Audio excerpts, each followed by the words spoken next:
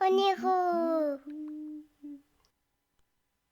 Dans le village de Quesnoy-le-Montant, il y a déjà bien des années, habitait un jeune homme qui s'appelait Basile. Il était très connu parce qu'avec son âne, qui était une ânesse précisément et qui s'appelait Bégonia, il allait chercher dans les fermes des villages alentours les sacs de blé qu'il emmenait jusqu'au moulin de Caon afin de ramener ensuite à leur propriétaire des sacs de farine fraîchement moulus.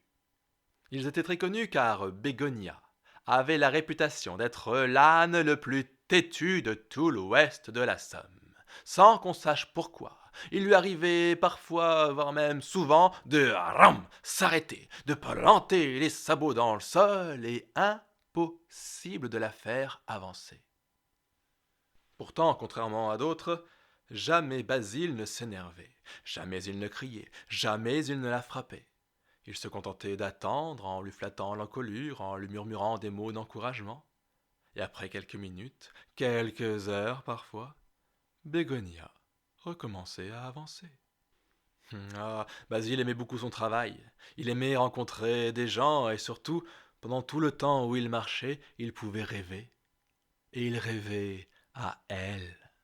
C'était une jeune femme du village de Quesnoy également. Elle avait des cheveux, des yeux, une bouche. Sauf que lui, quand il la voyait, il voyait des cheveux, des yeux, une bouche. Et un jour, il est allé la voir. Il lui a demandé si elle voulait bien l'épouser.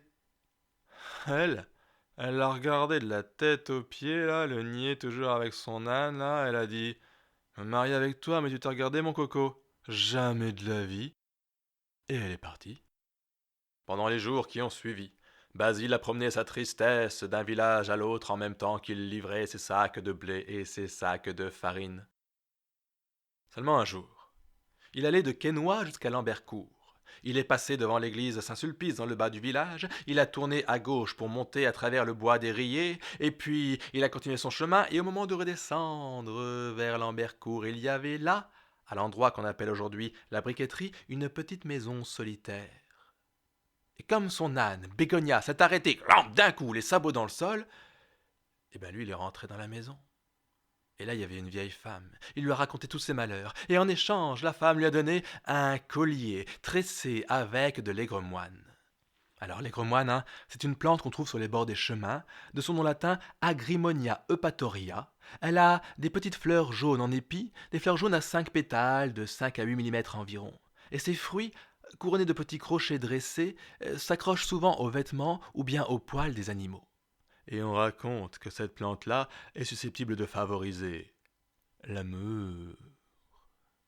La vieille femme a donc donné ce collier d'aigre-moine à Basile en lui disant de rajouter un brin de trèfle à 4 feuilles qu'il aurait cueilli lui-même.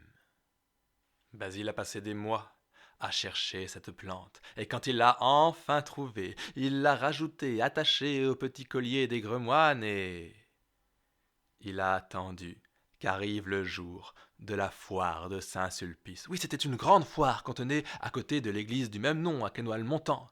On venait acheter, vendre, et surtout, on en profitait pour manger des montagnes de lard. On en profitait pour danser à côté du cimetière, et forcément que sa belle serait là avec ses copines. Le jour venu, il est allé à la foire avec Bégonia, et il l'a trouvée forcément.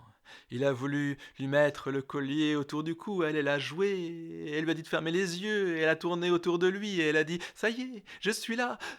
Seulement, quand Basile a tendu les bras, qu'il a passé le collier autour de la tête, il a entendu des rires moqueurs autour de lui, et quand il a ouvert les yeux, il a vu qu'il venait de passer le collier autour du cou de Bégonia. Et à ce moment-là, Bégonia est tombée immédiatement amoureuse de Basile. Imaginez un peu, l'âne qui ne voulait plus quitter son maître, toujours en train de braire dès qu'il était à côté de lui, c'est-à-dire tout le temps, et toujours en train de lui pousser l'épaule avec son museau, en train de lui faire des léchouilles dans le cou, et les gens qui disaient: regardez, v'là Basile et son âne qui est amoureuse de lui, et les rires et les moqueries, et pour Basile c'était fatigant. Il n'en pouvait plus, le pauvre homme. Et un jour, il est parti de Quesnoy jusqu'à Lambercourt. Il est passé devant l'église Saint-Sulpice. Il a tourné à gauche pour prendre la route qui monte à travers le bois des Riets. Dans ce bois, on raconte qu'il y a des lutins, des fées. Mais Basile, lui, il savait pas. Et il en avait marre de cet âne qui était en train de braire tout le temps derrière lui. Il a craqué. Il a pris un bâton qui traînait par terre. Il a commencé à lui cogner dessus, à lui dire « Arrête, arrête, va-t'en, laisse-moi » Et les lutins et les fées ont tout vu. Et les lutins et les fées n'aiment pas quand on maltraite les animaux. Alors, ils ont décidé de transformer Basile en âne. Certains disent que c'était pour le punir d'avoir maltraité Bégonia. Mais d'autres disent que finalement, c'était peut-être pour le remercier de l'avoir si bien traité toutes les années auparavant, et que finalement, maintenant, il avait enfin trouvé l'amour.